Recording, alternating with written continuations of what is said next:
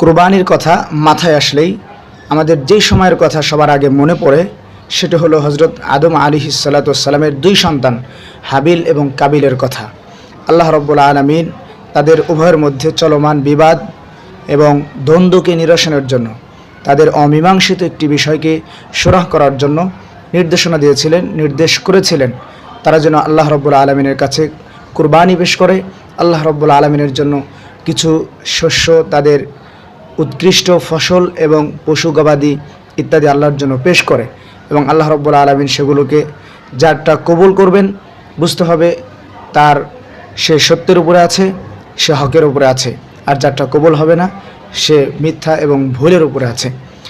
তো হাবিল সেই নির্দেশনা মতে তার সবচেয়ে উৎকৃষ্ট এবং সবচেয়ে ভালো একটি মেষ এবং দুম্বা আল্লাহ রাব্বুল আলামিনের কাছে পেশ করলো, আর কাবিল তার সবচেয়ে নিম্নমানের এবং নিকৃষ্ট কিছু শস্য, কিছু ফসল জমিনের মধ্যে রেখে দিল আল্লাহ রাব্বুল আলামিনের জন্য কুরবানি হিসেবে।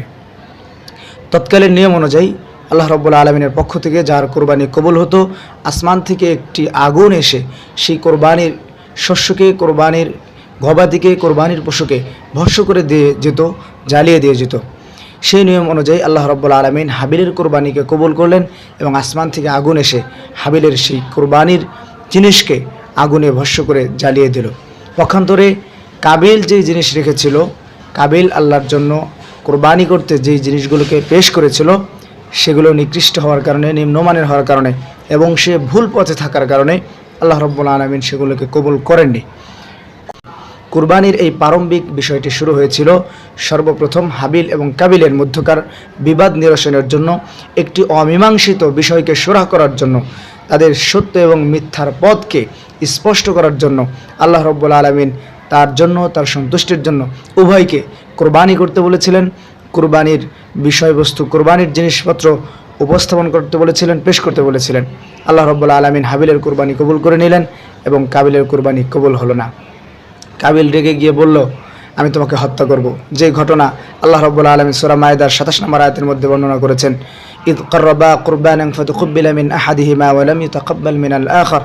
কুরবানি যখন হাবিল এবং কাবিল পেশ করলো, আল্লাহ রাব্বুল আলামিন একজনেরটা কবুল করলেন অর্থাৎ হাবিলেরটা, অপরজনেরটা কবুল হলো না অর্থাৎ কাবিলের কুরবানি কবুল হলো না।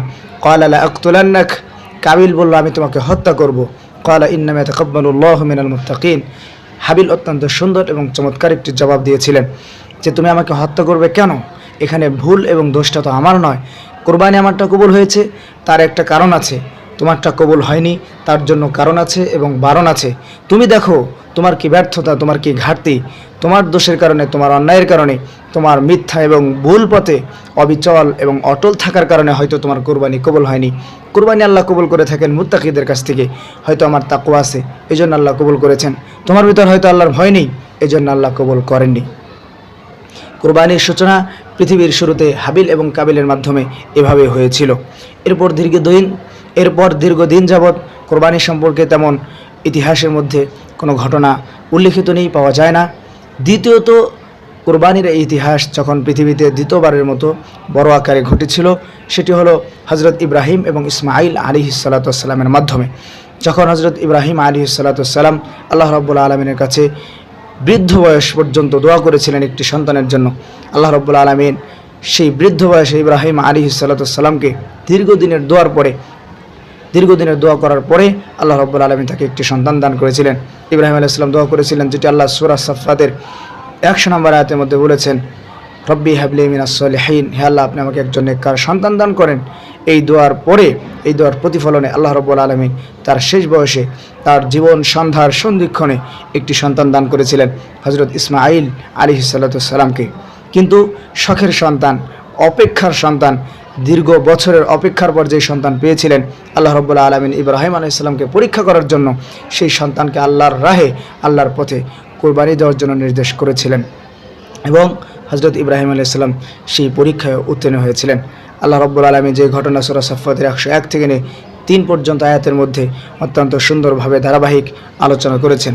হজরত ইব্রাহিম আলাইহিস সালাম যখন তার সন্তানের বয়স, ইসমাঈলের বয়স ছুটোছুটি করার বয়সে পৌঁছলো, যখন সে হাঁটতে পারে, সুন্দর করে কথা বলতে পারে, যেটা একজন পিতামাতার চোখের শীতলতা হয়, হৃদয়ের আত্মা জোরানোর কারণ হয়, সেই বয়সে যখন ইসমাইল পৌঁছে গেল, আল্লাহ রাব্বুল আলামিনের পক্ষ থেকে নবী ইব্রাহিমকে স্বপ্নে দেখানো হলো সেই ইসমাইলকে যেন আল্লাহর রাস্তায় কুরবানি করা হয়, যেটা আল্লাহ রাব্বুল আলামিন কোরআনের মধ্যে বলেছেন, ফালাম্মা বালাগা মাআহু সা'য়া قال يا بني إني أرى في المنام أني أذبحك فانظر ماذا ترى।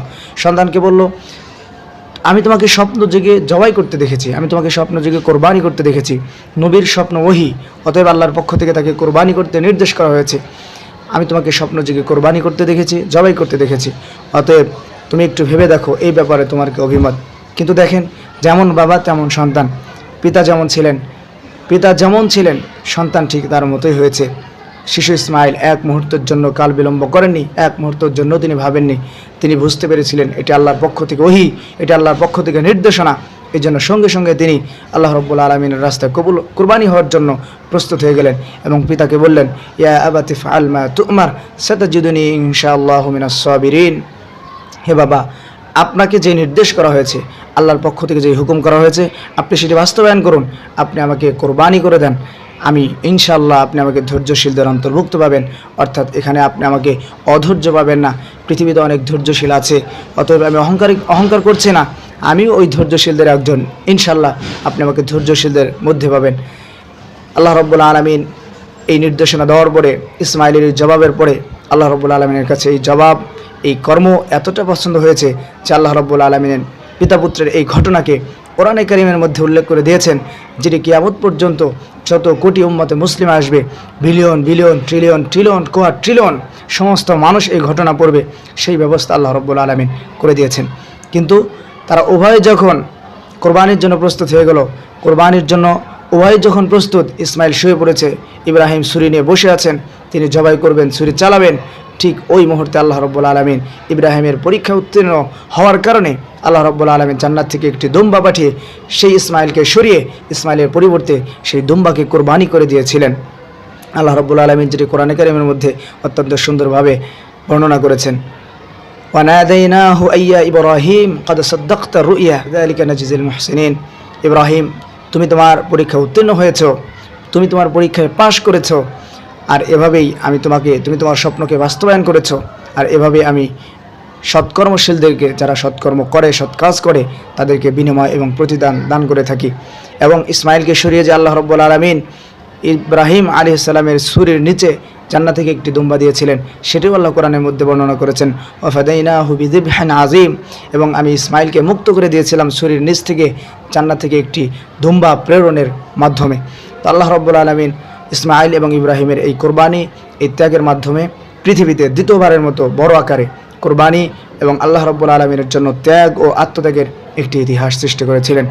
এরপর থেকে নিয়ে প্রায় 3000 বছর পর আমাদের প্রিয় নবী সাল্লাল্লাহু আলাইহি সাল্লামের যখন সময় আসলো, তিনি যখন পৃথিবীতে আগমন করলেন, মদিনায় হিজরতের পরে উম্মতে মুসলিমার জন্য আল্লাহ রাব্বুল আলামিন তৃতীয়বারের মতো বড় আকারে এবং সর্বশেষ হুকুম হিসেবে উম্মতের জন্য কোরবানিকে মুকাররার করে দিলেন, কোরবানির ফয়সালা করে দিলেন। ফাসাল্লি লিরাব্বিকা ওয়ানহার।